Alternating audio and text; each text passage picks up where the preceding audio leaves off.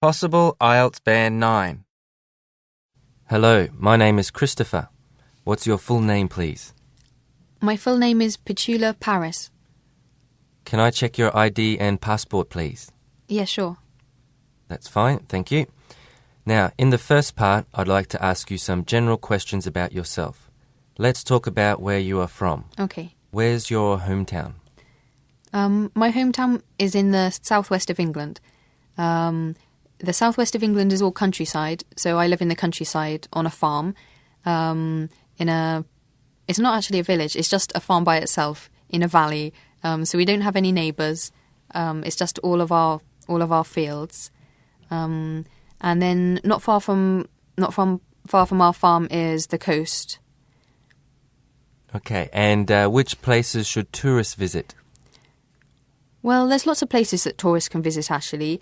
We even have lots of tourists staying in our farmhouse, and they can walk around the countryside. There's lots of different country walks or hiking because there's lots of forests. And then you can go to the coast, to the seaside. There's a small seaside town there, so there's lots of different kind of souvenir shops and restaurants and cafes, some swimming pools, or you can swim in the sea if it's not too cold.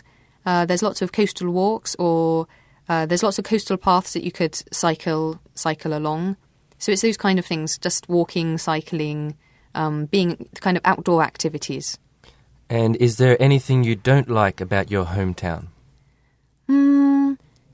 I think probably the biggest problem is that it's a bit boring sometimes. Like I said, there's no neighbours, and even the seaside village we live near is really quite small. So apart from the summer, there's not really anyone there. In the winter, it's really quiet. So there's not much to do when you're young. Mm-hmm. Okay, let's move on to the weather. What is the weather like where you live? Well, the summer's quite nice. It's usually quite sunny and hot in the summer. The winter's cold. It rains a lot. Sometimes it snows. But when it snows, the snow doesn't really settle very much. It's never very deep. And then the autumn and the winter... the autumn's quite cold as well, actually. You can't really differentiate the autumn from the winter. And then the spring, that's quite cold as well. Yeah. Okay, so do you prefer summer or winter? I definitely prefer summer because there's not very much sun in the winter. And I think when there's no sun, it's really depressing. When there's sun, you can do loads of things. You can go to the beach, you can go outside, you can do sport. You can just do anything without worrying about being cold. So I like the summer, definitely. Mm-hmm. And what do you like to do when it's raining? Well, it does rain quite a lot of the time in England. So I usually go to an indoor swimming pool, or go to the cinema, or just stay at home and read, watch TV. I mean, if you have an umbrella, you can still go outside and go walking anyway. Mm-hmm. Okay, now I'd like to ask you some questions about shopping. Okay. Who do you like to go shopping with? Well, really, I only like going by myself. I really hate going with other people because it takes ages to walk around with them, because sometimes they want to go to different shops than you do. And if they want to try on clothes, you have to wait for them. Or if you want to try on clothes, they have to wait for you. And I don't really like having to listen to what they think about the clothes I'm trying. So I just like going by myself. Mm-hmm. And do you prefer shopping malls or markets? I definitely prefer shopping malls because if you go to traditional markets, then often you can't try the clothes on. Although it's cheaper, the quality isn't always very good. So if you can't try it on, you don't know if it fits. And then when you've gone home and you try it on, it doesn't fit. You can't usually take it back to markets. But in shopping malls, if there's a problem, you can take it back. You just need a receipt. They have changing rooms so you can try it on. So I think that's much better. Okay, sorry. Let's move on to part 2. I will give you a topic and I'd like you to talk about it for 1 to 2 minutes. Before you talk, you will have 1 minute to think about what you are going to say. You may make some notes if you wish. Do you understand? Yes. Okay, so here's your paper and a pen, and here's your topic. I'd like you to describe someone famous that you admire.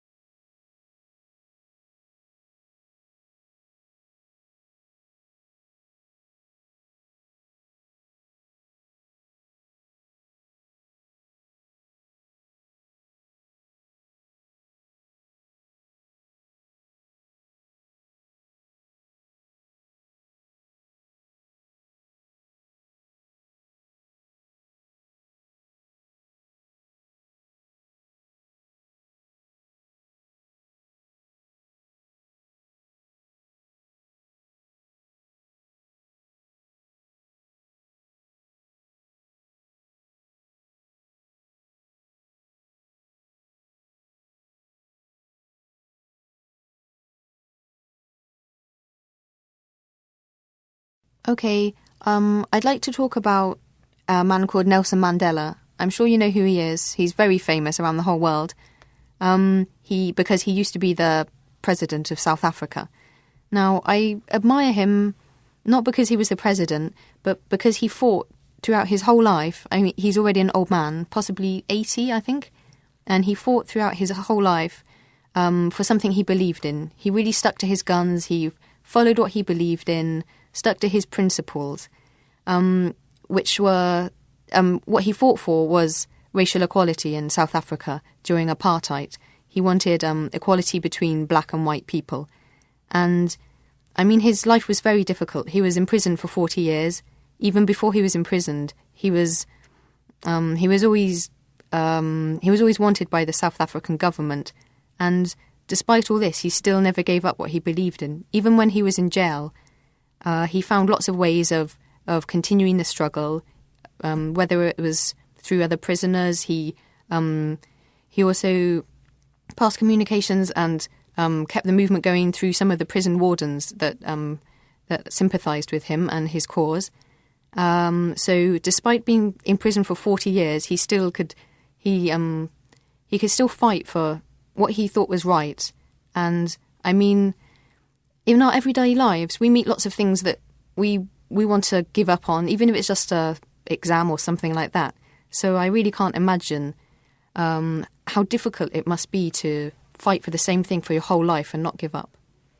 Okay, let's move on to part 3. You've been talking about someone famous that you admire, and I'd like to ask you 1 or 2 more questions related to this. Let's consider, first of all, fame. Could you please evaluate the pros and cons of being famous?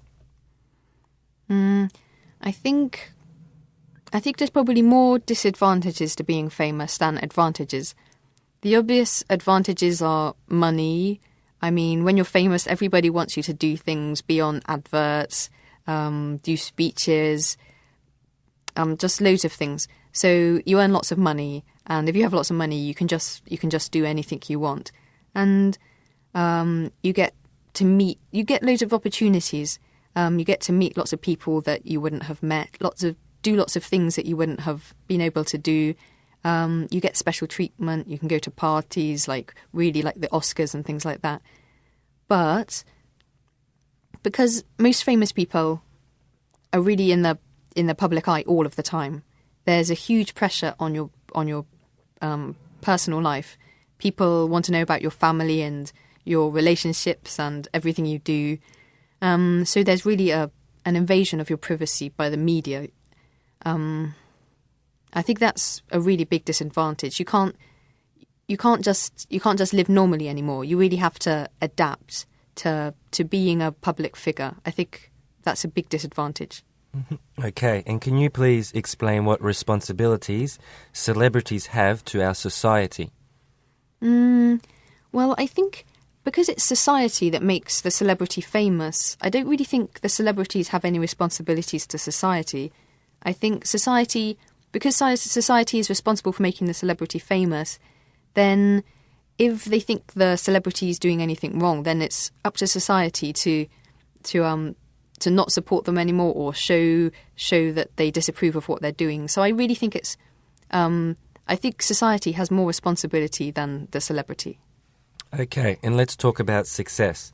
Could you discuss which element is more important for success, luck or hard work? Well, we say in English, what's the saying? If at first you don't succeed, try again. And I think that displays that really, really hard work is a big element of being successful. But then you also need to speculate to accumulate. And if you speculate, you're taking risks. And if you take risks, I think you really need luck to be on your side. So you definitely need a certain element of good luck. You need to be in the right place at the right time and meet the right people. And if you have a business, then you need the economy to be favourable or the market to be favourable. So I think probably more more hard work, but a little bit of luck is definitely needed to get started. Okay. And could you define how success can be measured? I think it's probably usually measured in money. Often when we say the most successful people, we mean the people with most money. But then it can also be measured in status, like your social position. Like we think presidents are successful, important politicians are successful. I suppose you could also measure it. You could measure it in how happy the people are, but I don't think people really use that kind of measurement. I think definitely money would be the main way to measure success. Okay, and could you describe how success can change a person? Well, I think that when people are successful, sometimes because they've achieved what they wanted to achieve, they kind of lose all interest. So they just want to be more successful, or they feel a bit depressed because they don't know what the point of living is anymore. I remember I watched a film recently called Alexander, and he was a very successful warrior, and he conquered country after country. But each time he succeeded in conquering a new country, then he was bored again, so he had to conquer another country. So sometimes I think it means that you kind of lose your interest in life, and you don't know what the point of living is anymore.